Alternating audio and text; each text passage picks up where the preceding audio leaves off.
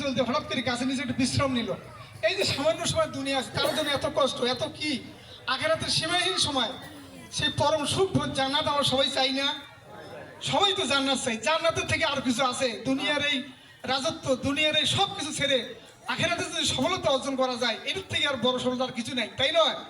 এই জন্য আমরা যে ইসলামী আন্দোলন করি, একমাত্র চাওয়া পাওয়া, দুনিয়া আমরা আল্লাহর দিনের কাজ করব, এই দিন হয় বিজয় হবে, না তো এ পথে আমাদের মৃত্যু হবে, আখিরাতে আদালতে যেন আল্লাহর কাছে মহান সফলতা লাভ করতে পারি, সন্তুষ্টি অর্জনের মাধ্যমে পরম জান্নাত লাভ করতে পারি। এটাই আমাদের টার্গেট না? আরো পুরানো আয়াতে তো আছে যে ইন্নাল্লাহ আশতারা মিনাল মুমিনিনা আনফুসাহুম ওয়া আমওয়ালাহুম বিআন্না লাহুমুল জান্নাহ, যে আল্লাহ মুমিনদের জানমাল জান্নাতের বিনিময়ে ক্রয় করে নিয়েছেন।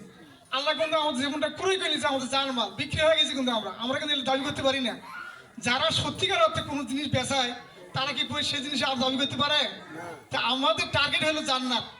আল্লাহ যেন আমাদেরকে এটা কবুল করেন, আমিন। এই দুনিয়াতে আমরা সময় দেব, জান দেব, মাল দেব, আল্লাহ দিন কায়েমের কাজ করব, এটাই কাজ। অনেকে এখনো প্রশ্ন করে, কেউ কেউ বলে, ভুল ব্যাখ্যা করে, দাড়িপাল্লা ভোট দিলে জান্নাত পাওয়া যায় না। এটা তো জামাত ইসলাম কেউ বলে নাই। দাড়িপাল্লাটা ন্যায়ের প্রতীক, ইসলামী আন্দোলনের প্রতীক।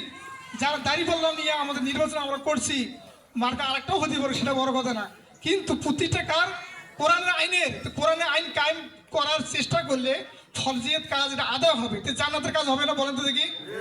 তো এই ক্ষেত্রে আমাদের মনে করা লাগবে যে নামাজ কালাম বাদ দিয়ে না, আল্লাহর পথে চলা বাদ দিয়ে না, যারা জামাত ইসলাম করে তারা এই কাজ সবই করে, জান্নাতের যাওয়ার জন্য এই কাজ করে। পরিশেষে আমি বলতে চাই, আসুন, আগামী সংসদ নির্বাচন আসছে, ঘনিয়ে আসছে, সারা দেশব্যাপী বাংলাদেশ জামাত ইসলামী সেই টেকনাফ থেকে তেঁতুলিয়া পর্যন্ত, রূপসা থেকে পাথুরিয়া পর্যন্ত আমাদের দাওয়াত চলছে, গণসংযোগ চলছে ব্যাপক হারে।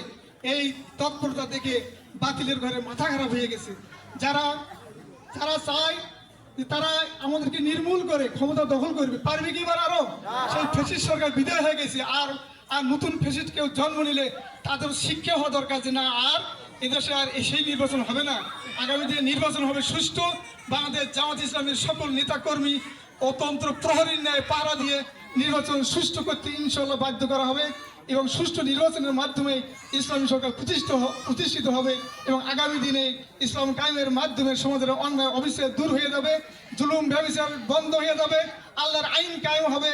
আল্লাহর আইন কায়েমের মাধ্যমে আমরা যেন দুনিয়ায় যতদিনে বেঁচে থাকবো আল্লাহর হুকুম মানে চলতে পারি, এই আশাবাদ ব্যক্ত করে আগামী দিনে আমাদের এই সুন্দরগঞ্জ আসন থেকে ব্যাপক ভোট দিয়ে আমাদের অত্র সুন্দরগঞ্জের উন্নয়ন থেকে শুরু করে আমরা অনেক কিছু ইনশাল্লাহ আশা করি।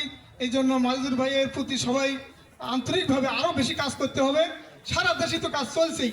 আর বেশি কথা না বলে আপনাদের সকলের সুস্বাস্থ্য কামনা করে